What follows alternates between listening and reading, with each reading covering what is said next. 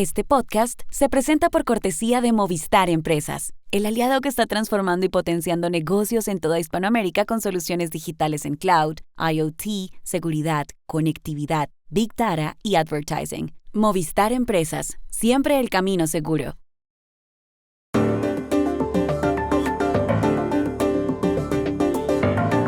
Trump acaba de tomar el control de la policía de Washington, aunque las cifras dicen que la criminalidad ha disminuido. ¿Qué pasa en la calle?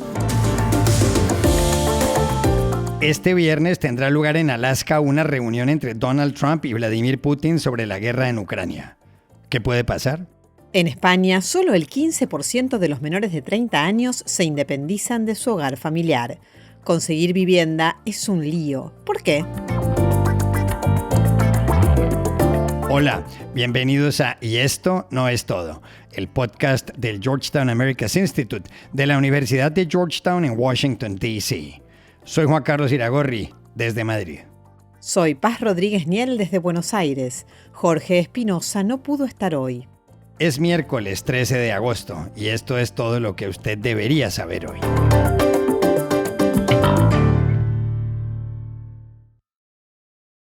Hace 48 horas, Donald Trump hizo un polémico anuncio con respecto a Washington, D.C., la capital de su país. El lunes, el presidente dijo que había decidido tomar el control de la policía municipal y enviar a 800 miembros de la Guardia Nacional para combatir el crimen. En la Casa Blanca, Trump señaló que había llegado la hora de rescatar a la ciudad. Lo había anticipado ya en su campaña, cuando señaló que recuperaría a Washington, D.C., horriblemente gobernada, para convertirla en un faro de belleza, paz y prosperidad, de modo que dejara de ser la capital del crimen. We will take over our horribly run, horrible, the capital of the United States of America, Washington, D.C., we will clean it up, renovate it, and rebuild our capital cities so that it will be an absolute beacon of beauty and peace and prosperity, and no longer be the crime capital virtually of the world. La alcaldesa, la demócrata Muriel Bowser, poco pudo hacer.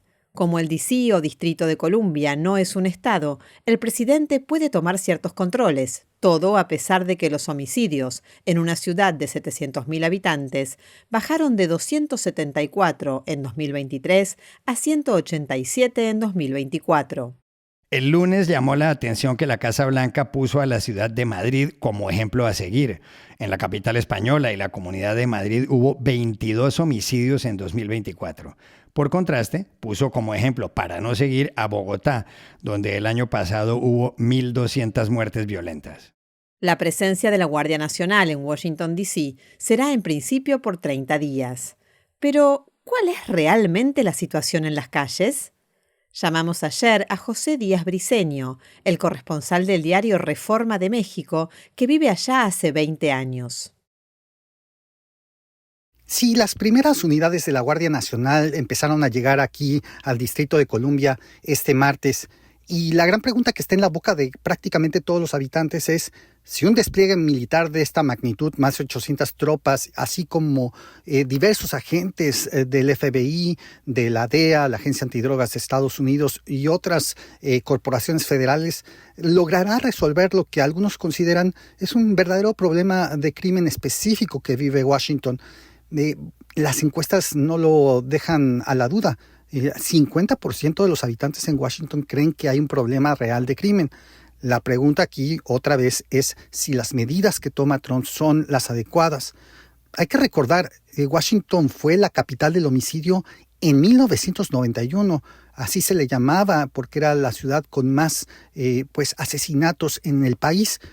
La gente que vivió esos años aquí, yo conozco a personas que trabajaban en el Banco Interamericano de Desarrollo que te decían que tan solo recorrer 2 cuadras en ese año era extremadamente peligroso. Entonces hubo 480 homicidios en esta ciudad. Ahora, en 2024, hubo solo 180. La situación ha cambiado, la ciudad se ha hecho más rica, ha ganado población, pero aún así la ciudad vive una crisis. Esto debido al abandono durante la pandemia del centro de la ciudad, donde en las noches y en los fines de semana se ven pues cuadras y cuadras de negocios que no están abiertos, de bares que han cerrado, de restaurantes que no han reabierto, y pues un 30% de las personas que trabajaban en el centro nunca regresaron a las oficinas. Todo esto está situado dentro de una realidad mucho más compleja.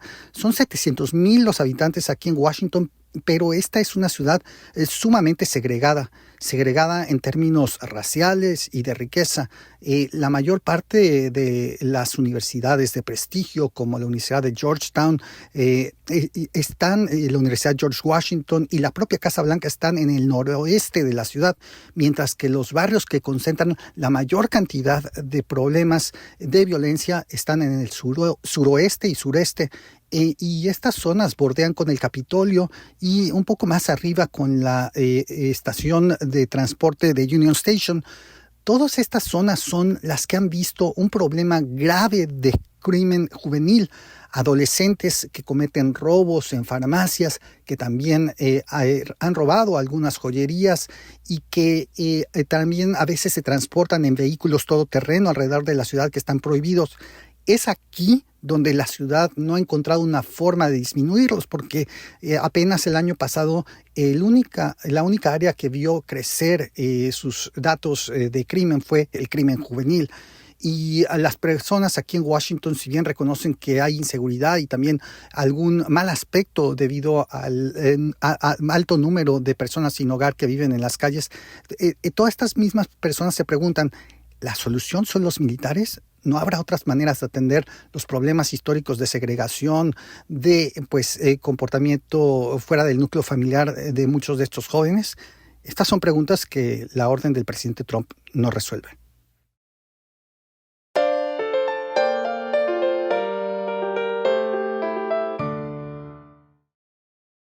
En 48 horas se llevará a cabo en Alaska una reunión de la que depende el futuro inmediato de Europa y de gran parte del mundo, la de los presidentes de Estados Unidos y Rusia, Donald Trump y Vladimir Putin. El tema, la paz en Ucrania. La guerra empezó hace casi 3 años y medio, cuando Putin ordenó a su ejército invadir el sureste de Ucrania, conocido como el Donbass, y compuesto por las regiones de Donetsk y Lugansk. Los muertos se cuentan por miles desde entonces. Trump dijo ayer que la cita del viernes es de tanteo, que Putin lo invitó para involucrarse, que él mismo lo había intentado, pero que Putin, después de hacer promesas, terminó tirando misiles contra Kiev, lo cual causó 60 muertos en una carretera. So, this is really a feel-out meeting, a little bit.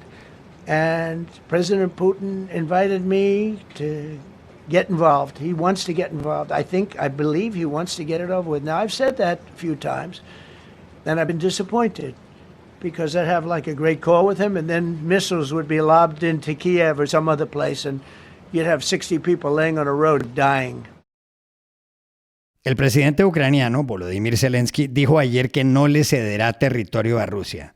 Pero, ¿qué se sabe de la reunión Trump-Putin y qué está en juego? Hablamos ayer en Washington, D.C. con nuestra compañera, la periodista y analista política Dori Toribio. Juan Carlos, el presidente de Estados Unidos ha dicho que se reunirá el viernes en Alaska con Vladimir Putin y el tema central será el final de la guerra de Ucrania. A la hora de grabar este podcast, el presidente ucraniano Volodymyr Zelensky no participará en el encuentro. Tampoco están invitados los líderes europeos, lo que ha generado enorme malestar. Trump, ya con la simple convocatoria del encuentro, ha hecho una enorme concesión a Rusia. Esto es lo que quería Putin. Llevaba años aislado a nivel internacional desde su invasión ilegal a Ucrania en febrero de 2022. El último mandatario estadounidense que se reunió con él fue Joe Biden en 2021 en una cumbre en Ginebra, Suiza, y la última vez que Trump se encontró con Putin fue en 2019, en el marco de la cumbre del G20 en Japón. Ahora Trump tiende la mano diplomática al presidente ruso sin pedirle nada a cambio de esa reunión, ni siquiera un alto el fuego previo. al menos de momento. Trump llevaba semanas diciendo que estaba muy decepcionado con Vladimir Putin porque no había avances hacia la paz y amenazó a Moscú con sanciones este mes, con un ultimátum de 10 días que ahora queda diluido en este encuentro. Pero el presidente estadounidense quiere acabar con la guerra en Ucrania cuanto antes y esa frustración ha ganado por ahora. Las perspectivas no podrían ser mejores para Putin. Trump incluso ha sugerido que Ucrania tendrá que ceder territorio ocupado por Rusia y lo ha sugerido antes de reunirse con Putin en lugar de negociarlo después. Otra concesión previa. Aunque Trump también ha dicho que Rusia tendrá asimismo que ceder y ha hablado de un intercambio de territorios, con Moscú quedándose con el control de todo el Donbass y de Crimea, la península que ocupó ilegalmente en 2014, pero retirándose de la región ucraniana de Jersón y de Zaporizhia, donde está la mayor central nuclear de Ucrania y de Europa. Eso ha generado un fuerte rechazo internacional, además del no de Kiev. 26 de los 27 líderes de la Unión Europea dijeron ayer que no se puede recompensar a Putin por lo perpetrado y que las fronteras de Ucrania no se pueden cambiar a la fuerza. En las próximas horas va a haber numerosas conversaciones de los líderes de la OTAN con Washington y un detalle más, la reunión se espera que tenga lugar en Alaska, territorio de casi 2 millones de kilómetros cuadrados que en 1867 Estados Unidos compró al entonces Imperio Ruso por unos 7 millones de dólares y que en 1959 pasó a ser oficialmente el estado más grande en extensión de Estados Unidos.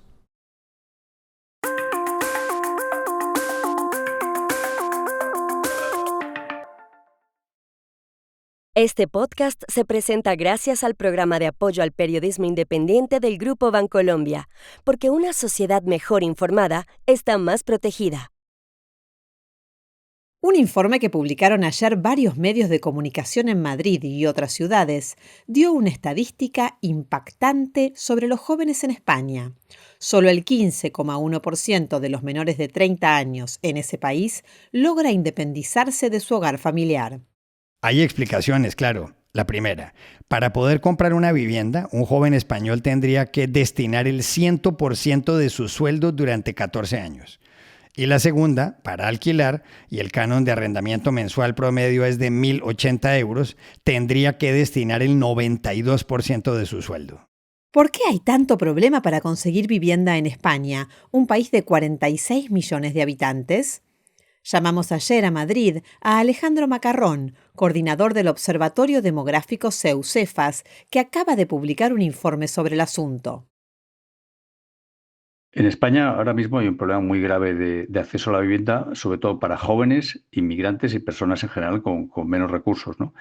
Hemos hecho en el CEU, según se mencionaba antes, hemos publicado hace poco en CEU-CEFAS un informe sobre la vivienda en España y hemos identificado varios factores, entre ellos algunos que son sangrantes, que están dificultando el que el mercado de la vivienda funcione bien. En primer lugar, hay muchísimas trabas para construir.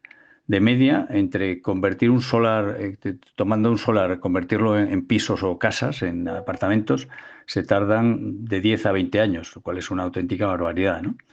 Luego hay una tolerancia ahora mismo tremenda con la ocupación o usurpación de viviendas, el quedarse en una vivienda ilegalmente, una vivienda que no es tuya, o no pagar el alquiler, y eso, claro, está haciendo que muchos propietarios de viviendas no quieran poner sus casas en alquiler, ¿no?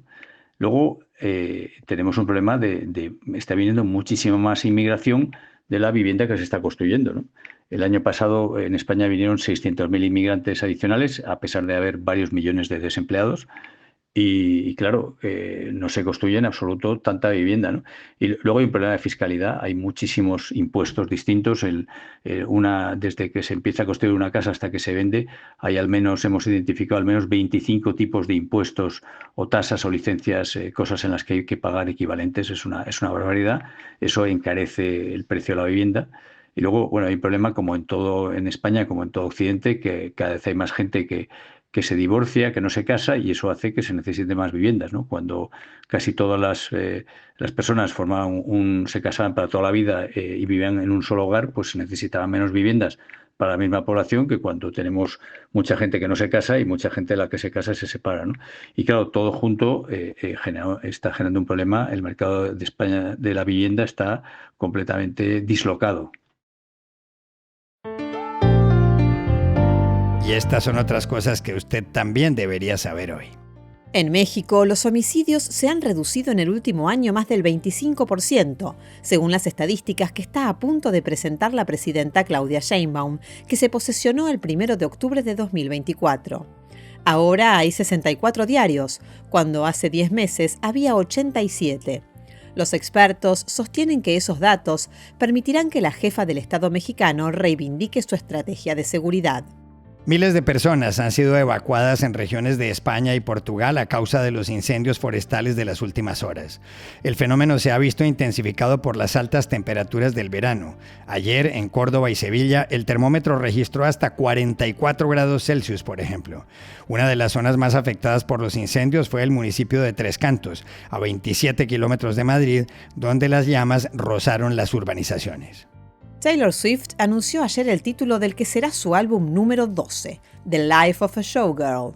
La cantante estadounidense no anticipó la fecha de lanzamiento, pero sí publicó en sus redes sociales 12 fotografías de su anterior serie de conciertos, el Eras Tour.